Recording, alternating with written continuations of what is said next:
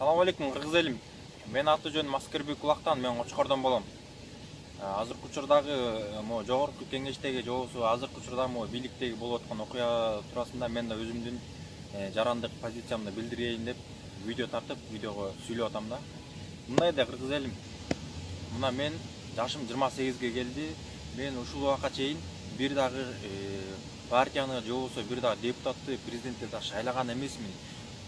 Эмнеге? Анткени мен билген булар кандай адам экенин, кандай адам келип атканын, мен аларга ишенген эмесмин. Мына ошонун натыйжасында ушундай нерселер болуп жатат да. Коррупция менен күрөшүн ноль. Коррупция менен күрөшүп аткан адамдарды барып үйлөрүн текшерип, аларды камабыз деп, аларга кордук көрсөтүп, ана мындай элдер да бар экен да. Эмнеге тигин айтпайсың? Сен эмнеге мул Матраимовду айтпайсың? Тигин эмнеге азыркы учурда коррупционерлерди айтпайсың деп. Силердин мына башыңар иштейби? Бул эмне Сыймык байке эмне айткычпы силерге? Айтса дагы аны көрө албайсыңар, аны барып камайсыңар, сотко чакырасыңар, сот калып барса 5 саат актан сурак аласыңар, тигинтип сүйлөп койдуң, минтип сүйлөп койдуң деп. Тиякта миллион, миллиардтар сом акча туурасында болуп атса силер тигинтип сүйлөп койдуң, минтип сүйлөп койдуң. Ана кызык кезиңе, жана КТРдеги алып барчу сен натури кызык кезиңе.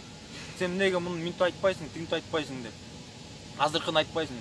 Ал деген Сыймык байке, ал жөнөкөй эле киши, ал эмне айткычпы? Сен журналистсиң, сен айтпайсыңбы ошолорду?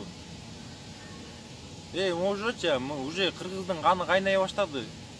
Урматтуу президентибизге мен айтам. Мен президентке кайрылган жокмун, мен элге кайрылып атам. Элдер келгиле ойлонолу. Мен могу чоң казатка ишенип атам. Эгерде чоң казат келсе, шайлоого аттанса, келгиле ушуну шайлайлы. Мен ушуларга ишенем, ишенип атам.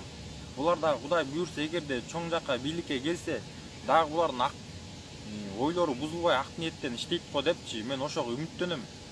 Болбосо мына кыргыз эли биз жөн эле бейиште жашай турган жер эмебиз да, мүмкүнчүлүк толтура да.